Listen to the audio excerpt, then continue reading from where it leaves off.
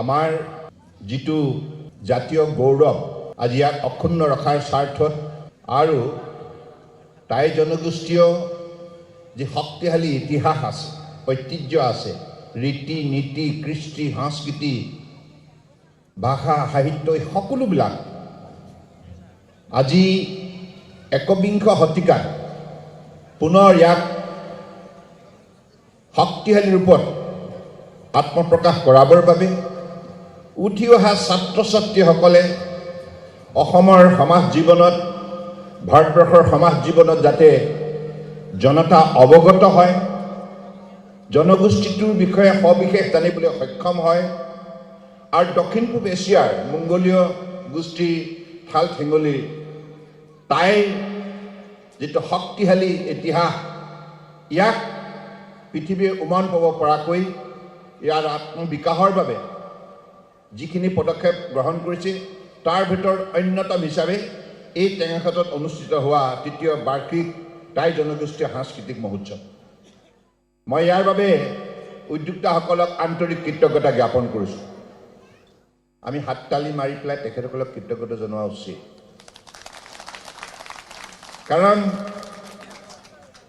মই নিজে উপলব্ধি কৰোঁ আজি পৃথিৱীখন আমি একবিংশ শতিকাৰ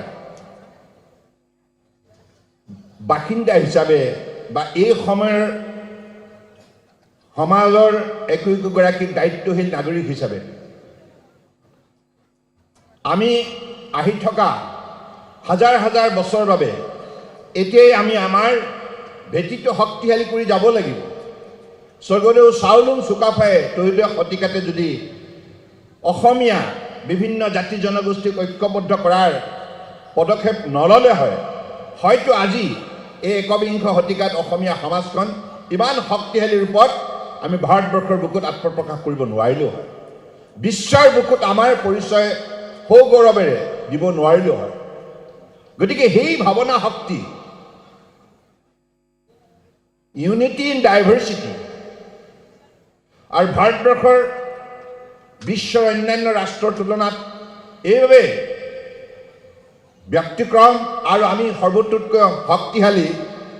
কাৰণ we are the largest democracy in the world. আমাৰ ডেমক্ৰেচি আৰু আমাৰ ডাইভাৰ্চিটি, এই তিনিটা দিয়ে আজি ভাৰতবৰ্ষক বিশ্বৰ বুকুত আটাইতকৈ শক্তিশালী ৰাষ্ট্ৰ হিচাপে গঢ়ি তোলাত সহায় কৰিছে।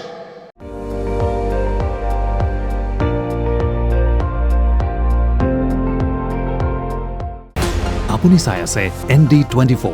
সৰ্বশ্ৰেষ্ঠ নহয় সৰ্বোত্তমৰ দৌৰ।